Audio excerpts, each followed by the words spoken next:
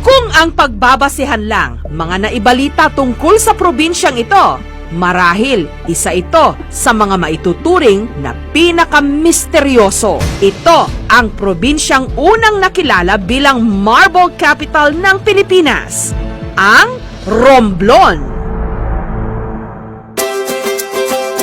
Sa mga nakalipas na taon, unti-unti nang nabubunyag ang tunay na lihim ng probinsyang ito, ang itinatago nitong ganda. Ang Romblon binubuo ng tatlong pangunahing mga isla o pulo: Romblon, Tablas at Sibuyan. 5 kilometro mula sa bayan ng Romblon, matatagpuan sa Barangay Lonos ang beach na pwedeng-pwede mong masolo. Puting-puti at malapulbos ang buhangin. Asul na asul ang karagatan. Ito ang Bonbon Beach. Napakatahimik ng Bonbon Beach. Perfect sa mga gustong mag-relax. Wala ritong kahit na anong resort o establishmento. Dito, kaisa mo ang kalikasan habang tinatanaw ang perfect sunset ng Tablas Island.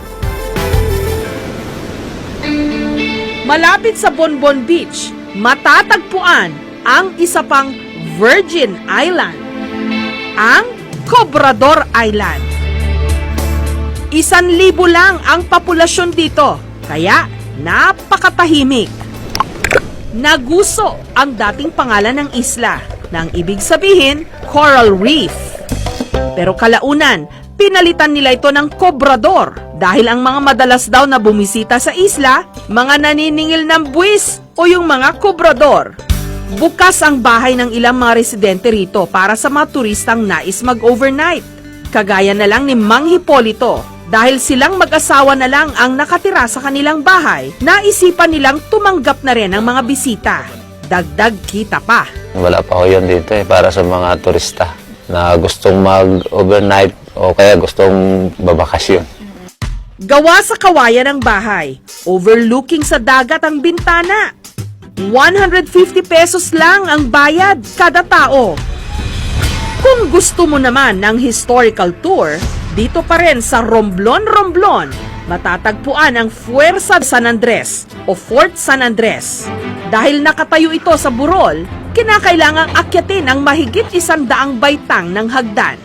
Si Mang Elan ang tagapangalaga rito. Kahit may edad na siya, halos araw-araw pa rin daw niyang inaakyat ang San Andres. Dito raw kasi madalas maglaro noon si Mang Elan.